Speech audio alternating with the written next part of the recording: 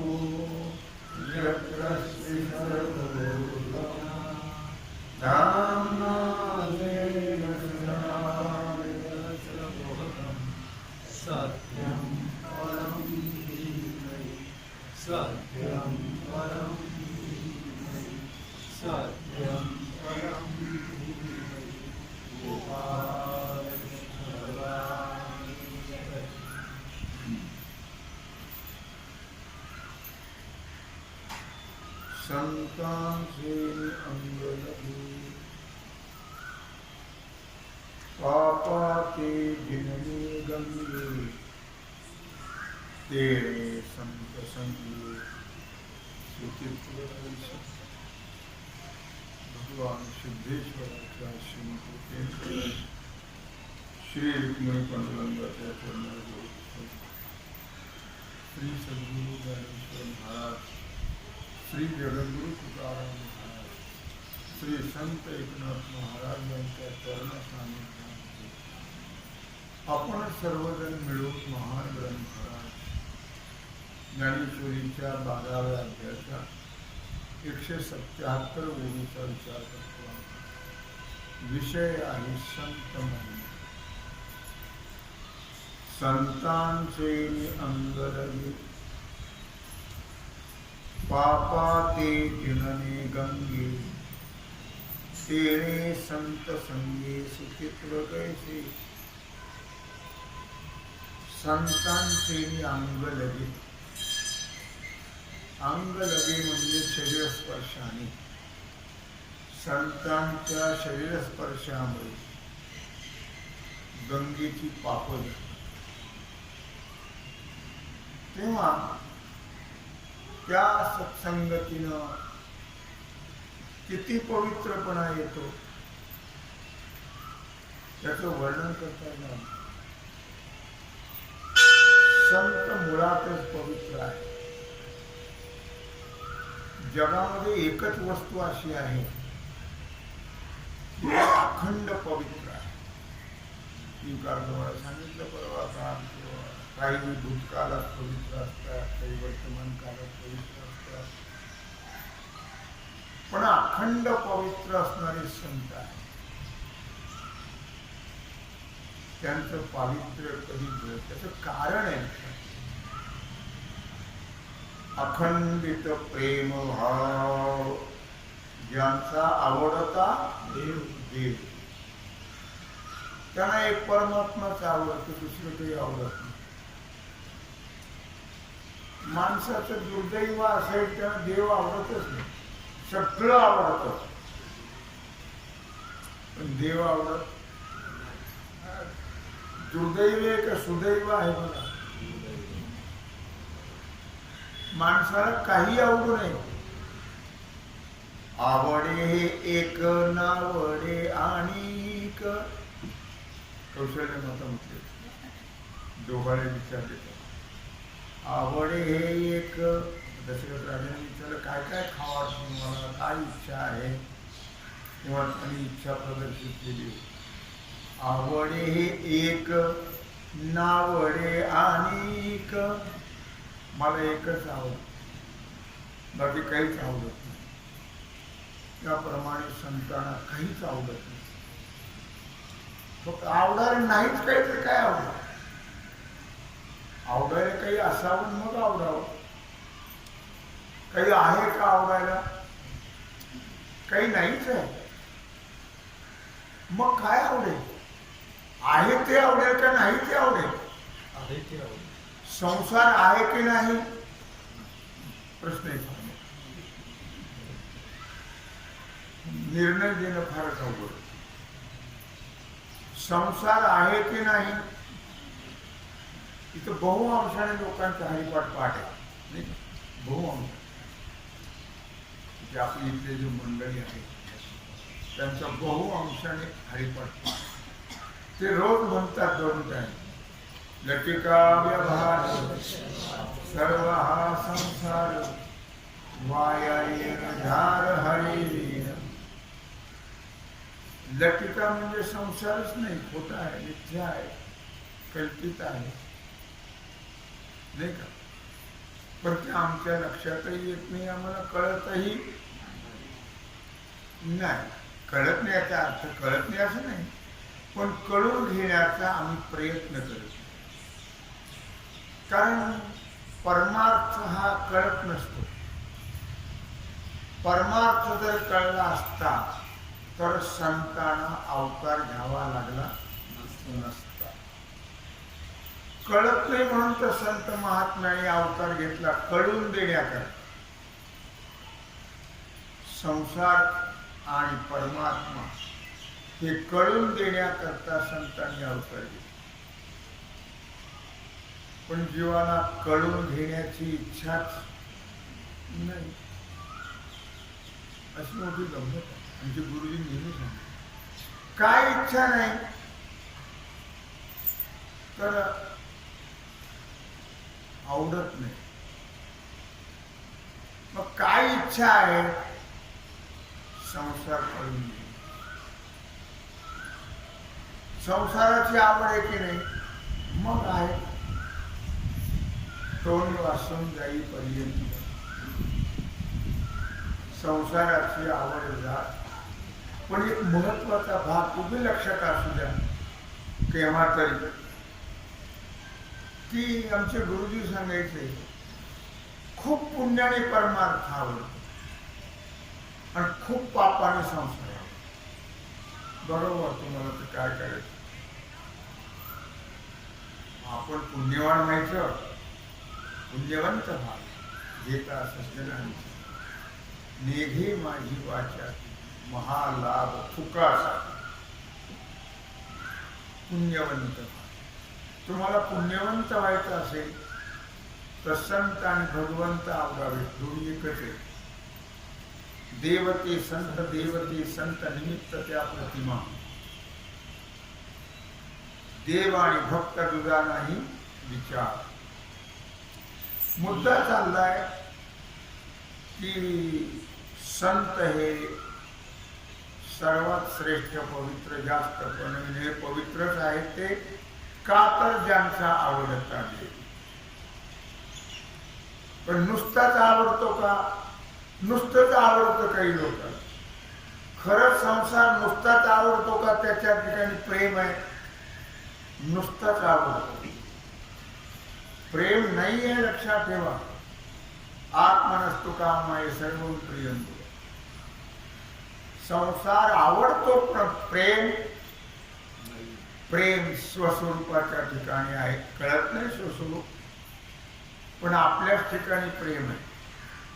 संसार आवडतो तो आपल्याकरता, संसाराकरता संसार आवडत नाही. संतांना परमात्मा आवडतो, ज्यांचा आवडता देव. बरं, कधी तिथी मितीला आषाढी एकादशीला कार्तिकीला आवडतो का? कारण देवाने असं म्हटलंय बा, आषाढी कार्तिकी विसरू नका मज सांगत असे गुज पांडुरंग. म्हणजे 2 एकादशीलाच आवडतो का? अखंड अखंड परमात्मा आवडावा, आवडतो म्हणून अखंड पवित्र. भगवंताचं नामही पवित्र आहे आणि भगवानही पवित्र आहे. नामही पवित्र आहे आणि भगवानही. त्याचं नाव घेतल्यावर पवित्रची होय देह त्याचा. ते नाम जर आपण अखंड घेतलं तर आपला देहही पवित्र असो. विषय संतांचे अंग लगे पापा ते जिनने गंगे. संतांच्या शरीर स्पर्शाने गंगेची पाप नष्ट होते. म्हणून संत संगतीने किती पवित्रपणा येतो तो अवर्णनीय आहे. गंगेच्या ठिकाणी पातक नाशाची शक्ती स्वतंत्र नाही. पातकांचा नाश करण्याची शक्ती गंगेच्या ठिकाणी स्वतंत्र नाहीये. मग तिच्या ठिकाणी जी शक्ती आहे ती संतांमुळे आहे. पातक नष्ट करण्याची शक्ती संतांमुळे आहे. लक्षात ठेवा, कृतयुगातली गोष्ट आहे. कृत त्रेतायुगात भगवान राम. तेव्हा कृतयुगामध्ये राजा सगराने, सूर्यवंशाचा राजा सगर, कृत त्रेता म्हणे, पण बहुवंशाने त्रेता म्हणे. सगराने अश्वमेध यज्ञ केले 100.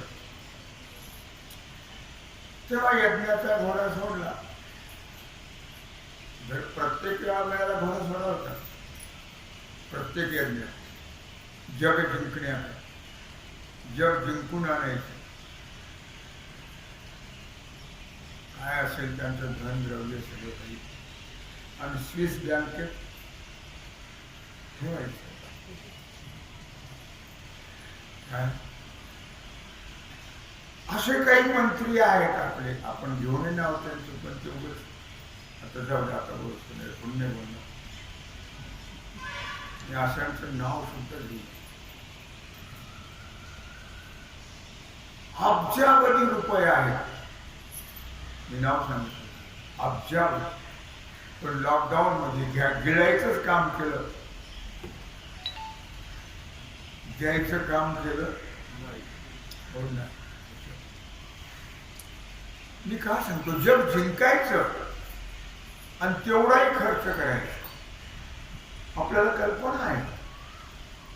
मी विजयादशमीला एक गोष्ट सांगितली.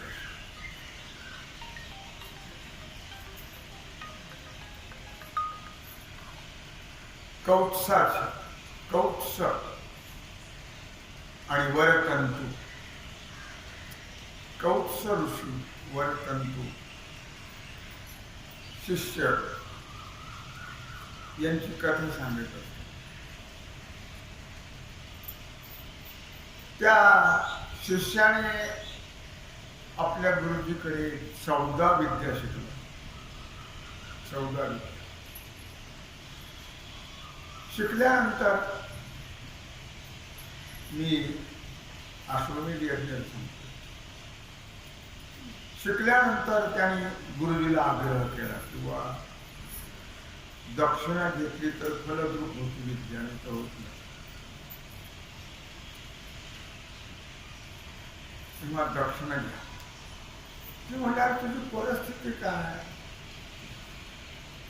तुमची परिस्थिती काय आहे बाबा, मग तू काही आग्रह करू नको मला दक्षिणा, तुझी परिस्थिती गरीब आहे. त्याला असं शंका किंवा आपली विद्या फलद्रूप होणार नाही. गुरुजीने काहीतरी घ्यायला पाहिजे, गुरुजीने काहीतरी घ्यायला पाहिजे. मग त्याने आपलं ते मागच लागलं. गुरुजी काहीतरी घ्या, 1 रुपयाचा होईना पण घ्या, म्हणजे आमची विद्या फलद्रूप होईल.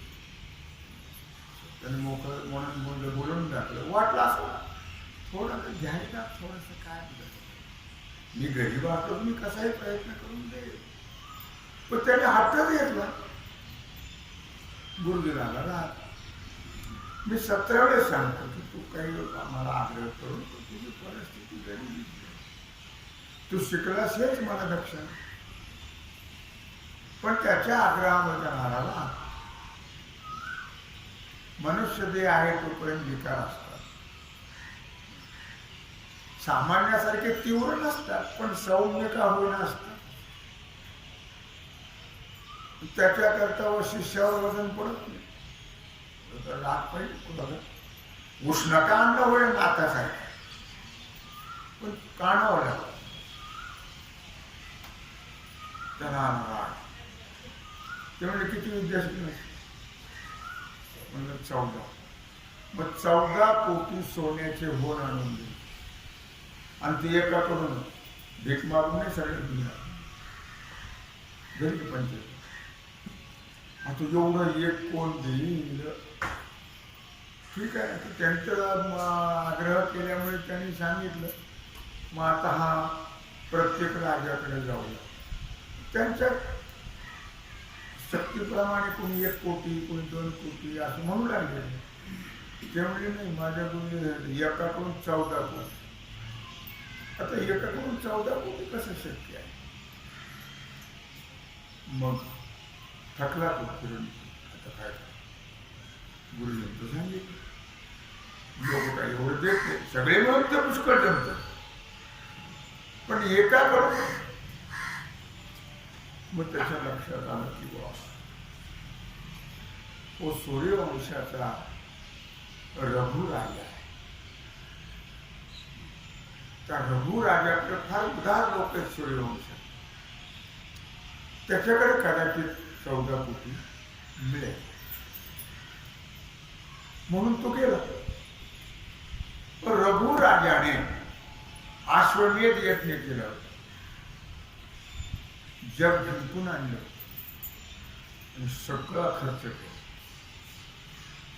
घरात महालामध्ये म्हणा, घरात म्हणा, सोन्याचे भांडी वापरत होते, ते आता मातीचे वापरत. सगळं काही होईल, सगळं. पत्नीच्या गळ्यात मंगळसूत्र सुद्धा 14 कॅरेटचे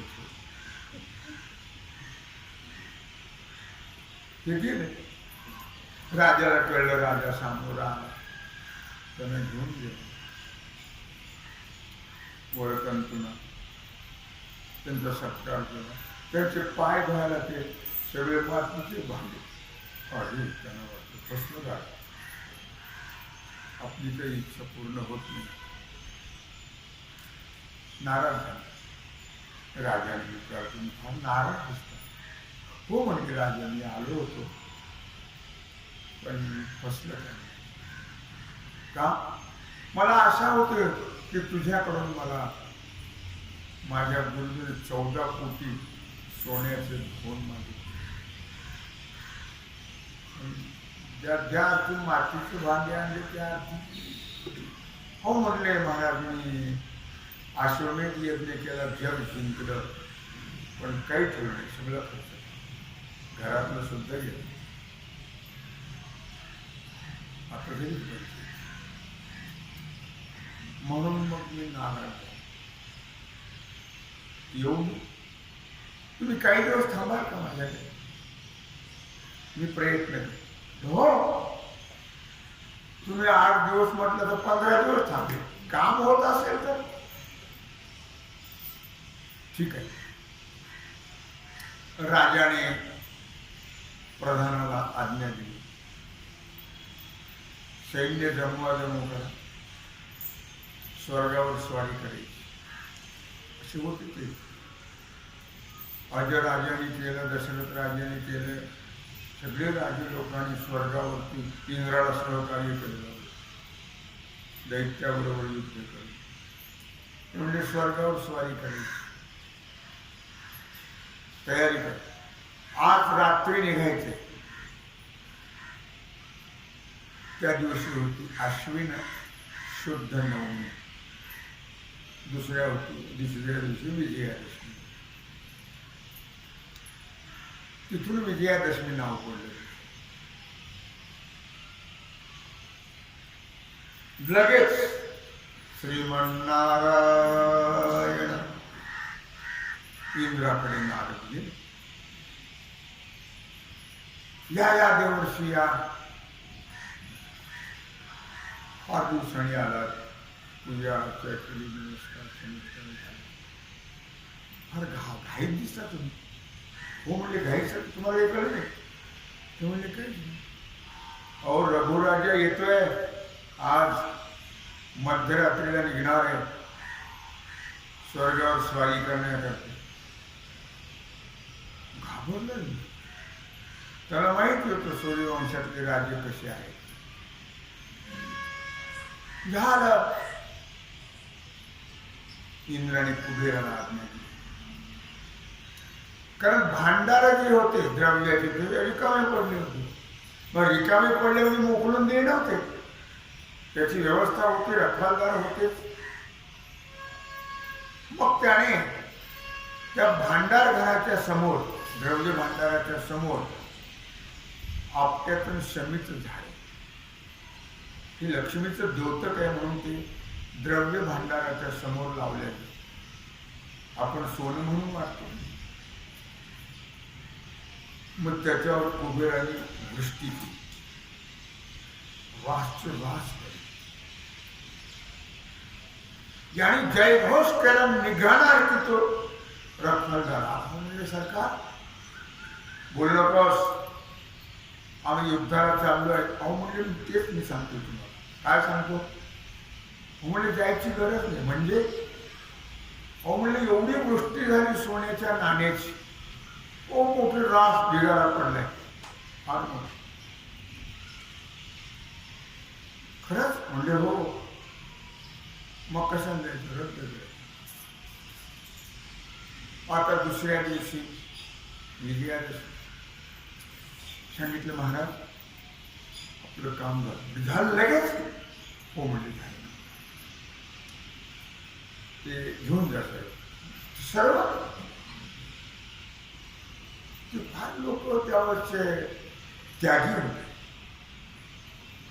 माझ्यासारखं असतं तर सगळ्यांना आणणार. हो गुरुजील द्यायचं दिलं असताना बाकीचं ठेवून दिलं. त्याने सांगितलं मी 14 कोटीच पाहिजे. अरे बाकीचं तुमच्या करता आले. लोक असे होते ज्याच्या करता जे आहे त्याच्या करताच ते करतात, इतरा करता नाही. राजाने सांगितलं तुमच्या करता आले हे तुम्हाला न्यावंच लागेल. दोघांची कोण याने म्हणायचं नाही, त्याने म्हणायचं नाही. शेवटी सांगितलं राजा तू काही जरी म्हटलास तरी मला नको, पण बाकी तुमच्या घरी अजिबात. मी फक्त माझ्या गुरुजी करताच म्हटलं 14 कोटी मला मोजून दे, बाकीचं तुला काय करते. राजाने 14 कोटी मोजून अगोदर पूजा केली. सर्व लोक जमवले, सर्व नगरी मोठे मोठे लोक, सर्वसामान्य सर्व आले. त्या राशीची पूजा केली आणि पूजा केल्यानंतर त्यांना जे पाहिजे तेवढं मोजून 14 कोटी आणि बाकीचे जेवढा समाज होता रानगरीतला त्या सर्वांना सांगितले हे लुटून द्यायचं सर्व. तेव्हापासून सोनं लुटले ते आता आम्ही आपल्याची पानं लुटून. त्याने सोनं लुटलं. सर्व लोकांनी ते घेऊन गेले. आता काय नाही मिळालंच नाही. त्याने आपल्याची पानं आणली मागून गेली. मला मुद्दा काय सांगायचं की सूर्यवंशातले लोक कसे होते. ह्या सूर्यवंशातला असणारा हा राजा सगर फार अगोदरचा राजा, प्रभुरामाच्या खूप अगोदरचा राजा, खूप अगोदर. त्याने अश्वमेध यज्ञ केले आणि शेवटचा यज्ञ घोडा सोडला आणि 60,000 मुलं त्याच्या रक्षणाकरता त्या घोड्यात. 60,000 घोडा सुनिला. जर घोडा अडवला कोणी तर त्याच्याशी युद्ध करायचं आणि त्याचं लुटून घ्यायचं. नाही अडवलं तर त्याने त्या ठिकाणी देणगी दिली. अशी पद्धत. इंद्राला पडला धाक. शेवटचा येत नाही, नक्की माझी गादी घेणार. साधू लोकांचा धाक लागला इंद्राला. तर विश्वामित्र काय त्याची गादी घेणार होते का? तर त्या मेन केलं पाठ. त्यांची तपस्या. विश्वामित्राने तपश्चर्या केली 60,000 वर्ष. शाबुदाण्याची खिचडी खाऊन नाही, लोखंडाचं पीठ खाऊन केली त्याचं म्हणतात. तर इंद्राला धाक पडला आणि इंद्राने तो घोडा चोरला आणि पाताळात कपिलांच्या आश्रमात नेऊन टाकला.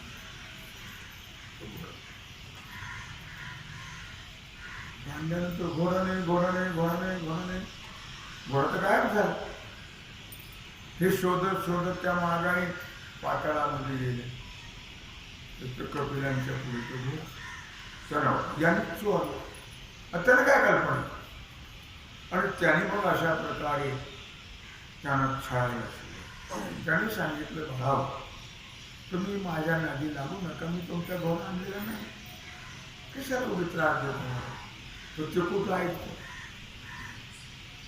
आता या माणसाने किती सांगितले तरी पोरं ऐकत नाही.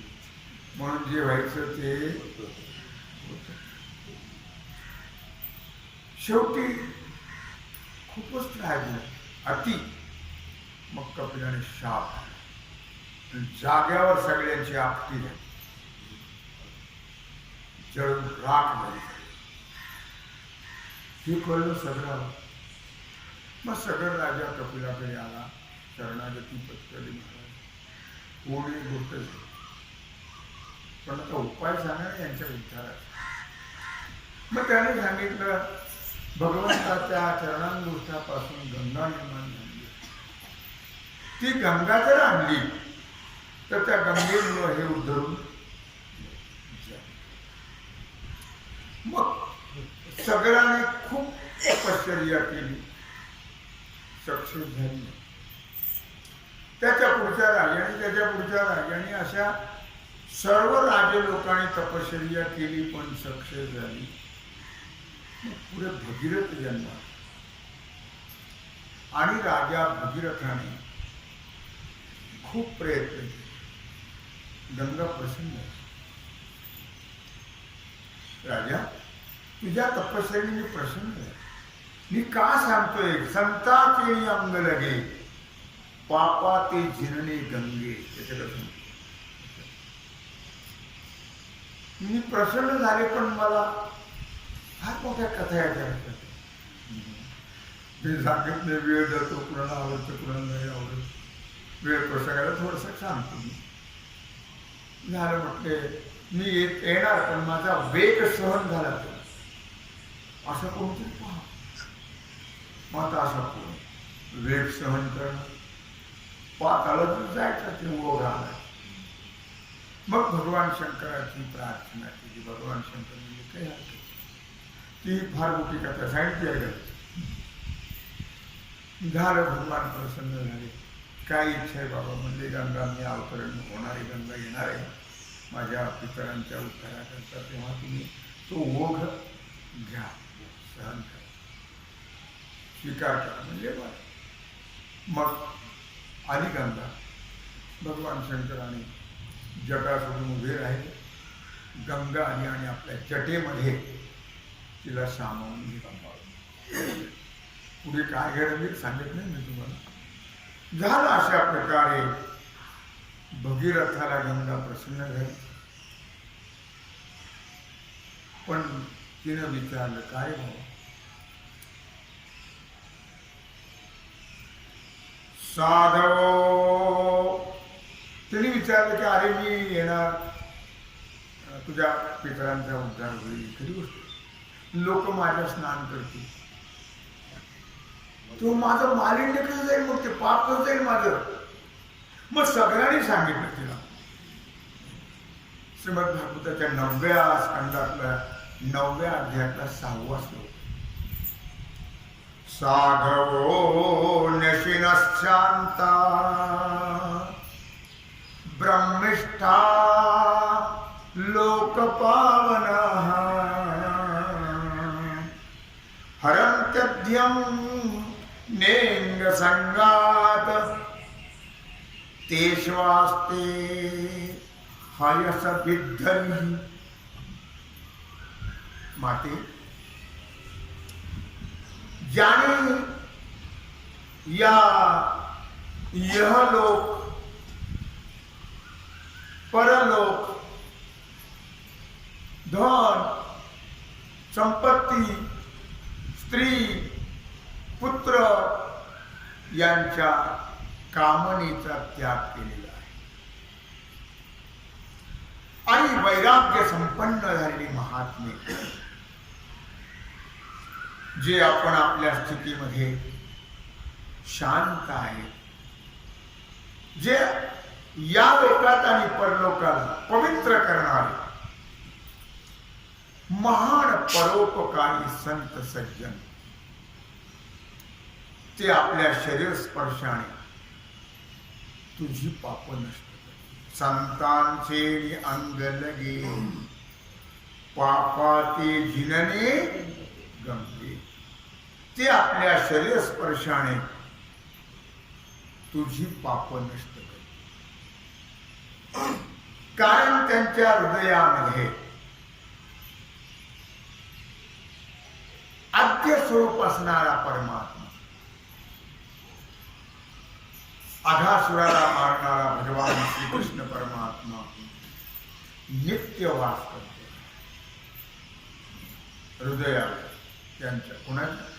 सगळ्यांच्याच हृदयात परमात्मा आहे, पण संतांच्या हृदयात विशेष रूपाने आहे आणि बाकीच्यांच्या ठिकाणी सामान्य रूपाने नाही, असं नाही।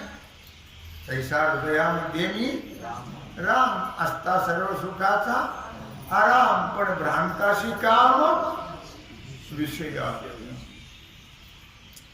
सर्वांना कुठे कल्पना येते म्हणतात। मग मी सांगितलं सर्व घटे राम देहा देक, सर्व घटे राम देहा देक, सूर्य प्रकाशक सहस्र रश्मी हरिमुखे म्हणा, हरिमुखे म्हणा, हरिमुखे म्हणा, हरिमुखे म्हणा, पुण्याची गणना कोण करे, हरिमुखे म्हणा।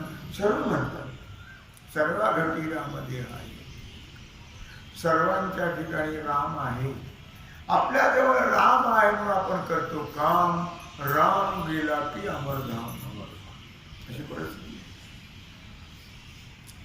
मुद्दा सांगण्याचा असा आहे की असा जो परमात्मा संतांच्या हृदयामध्ये हृदयी बंदीखाना केला, कोणी? संतांनी हृदयी बंदीखाना केला, आत विठ्ठल कोंडिला, आत विठ्ठल कोंडिला, हृदयी बंदीखाना केला। संतांच्या हृदयामध्ये परमात्मा अखंड वास करतो, अखंड। तेव्हा ते असे जे संत महात्मा आहेत, संतांचे अंग लगे पापाते जिनने गंगे, हे गंगा माते तुला संतांच्या शरीर स्पर्शाने तुझे पाप सर्व नष्ट होतील। नाथांनी त्याचा विचार खूप सुंदर मांडलेला आहे। 26व्या अध्यायात भागवताच्या 358-59 ओवीतून 60 पर्यंत त्या 2-3 ओव्यातून सांगितले। स्वये आपण भागीरथी सर्वदा ऐसे जीवी चिंती, कोण साधू जये मज प्रती ते माझी पापे जाती निशेष. हो, भागीरथी सुद्धा बोलतीये, इच्छा करतीये. ती काय म्हणती आहे? स्वये आपण भागीरथी, स्वतः गंगा माता सर्वदा ऐशी जीवी चिंती. अखंड आपल्या अंतःकरणामध्ये चिंतन चालू आहे गंगा माते. काय चिंतन चालू? कोण साधू ये जै मज प्रती. कोण असा महात्मा, कोण असा साधू संत जो माझ्या ठिकाणी येईल. तै माझी पापे जाती निशेष. तेव्हा माझी पाप सर्व नष्ट. अशी गंगा माता सुद्धा इच्छा करते. कारण माझं विशेष पाप कोणतं आहे? गंगा कोणी धारण केली? प्रवाह गंगेत कोण धारण केला? भगवान शंकराने धारण. कुठं केला?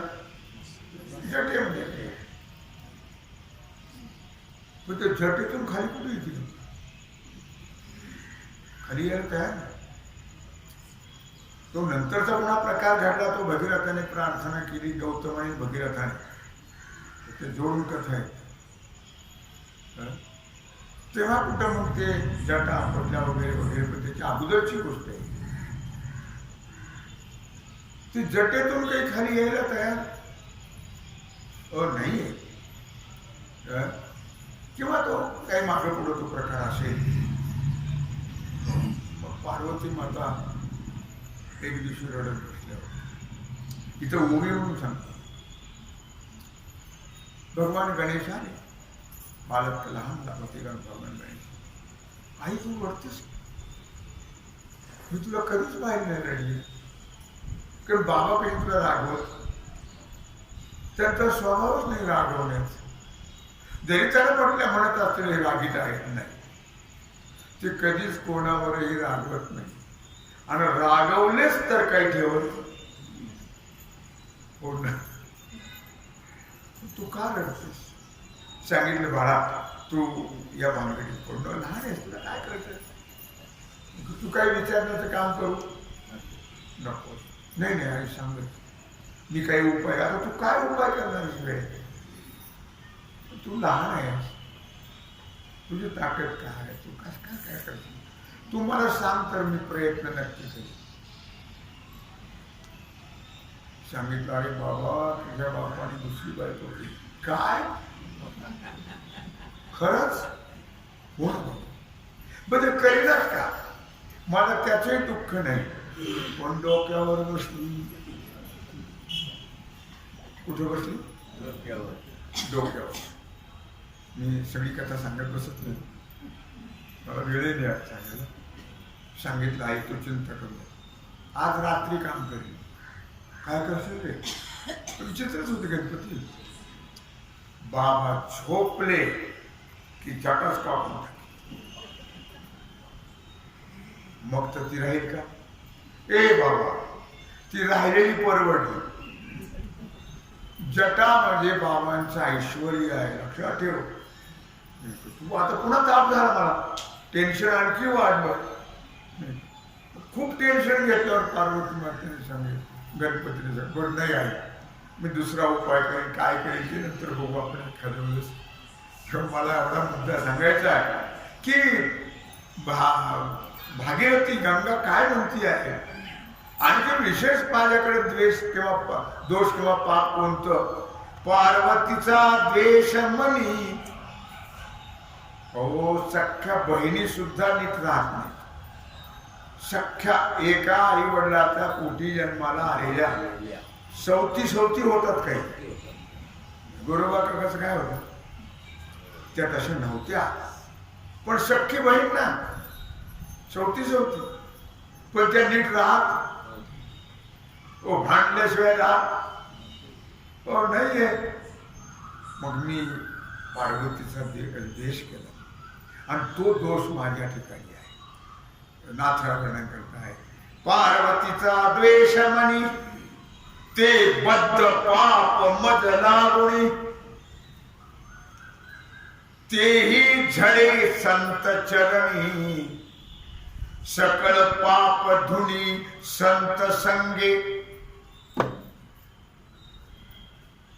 गंगा माता म्हणती आहे की मी जटेमध्ये राहिलं खरं, पण नुसतं राहिले नाही. सवतीचा द्वेष करत राहिले पार्वतीचा, आणि तो दोष माझ्या ठिकाणी आहे.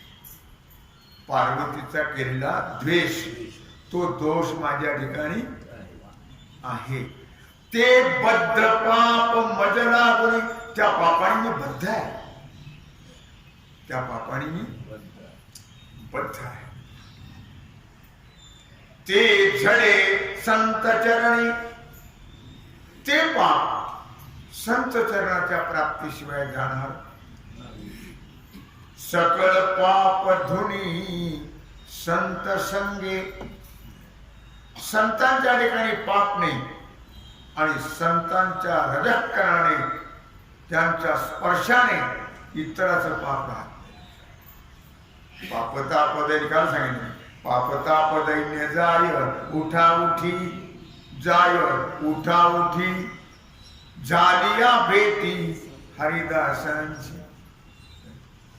तेव्हा काजाचे मुखी हरी नाम कीर्ती. कोण संत? अशा संतांची संगती मला प्राप्त झाली तर त्यांच्या सानिध्याने माझं पाप गेल्याशिवाय राहणार, तो दोष गेल्याशिवाय राहणार तो नाही आहे. कोण संत? ज्यांचे मुखी सतत हरिनाम सततं कीर्तयन्तो मां यतन्तश्च दृढता नमश्चन्तश्च मां भक्त्या नित्ययुक्ता उपासते. ते हरिनाम कीर्ती, ज्यांच्या मुखी सतत हरिनाम कीर्ती, ज्यांचे पाय जे मज माझी येती, असे जे अखंड भगवंताचं प्रेम आहे, अखंड भगवंताचं नामस्मरण ज्यांच्या मुखात आहे, त्यांचे चरण रज जेव्हा मला प्राप्त होतील, तै सकल पापे माझी जाती, ऐसी भागीरथी स्वये बोले. त्यावेळी संत सानिध्यामध्ये संत स्पर्शाने माझी सर्व पापे जातील, असं भागीरथी बोलती आहे, असं भागीरथी सांगती आहे. म्हणून ज्ञानोबरायांनी तोच आणि संबंध पकडून, तो प्रसंग पकडूनच ज्ञानोबराय वर्णन करता आहे. संतांचे अंग लगे पापाते जिनने गंगे, तेने संत संगे सुचित्र कैसे. असे जे संत महात्मे व त्या संत संगतीने किती पवित्रपणा आहे त्याचं वर्णन करता येणार नाही, असं माऊली वर्णन करतात. तेव्हा झालेली सेवा भगवत चरणी समर्पित करून राहिला जो सेवेचा भाग आहे तो आपण उद्या. पुंडलिक वरदे श्री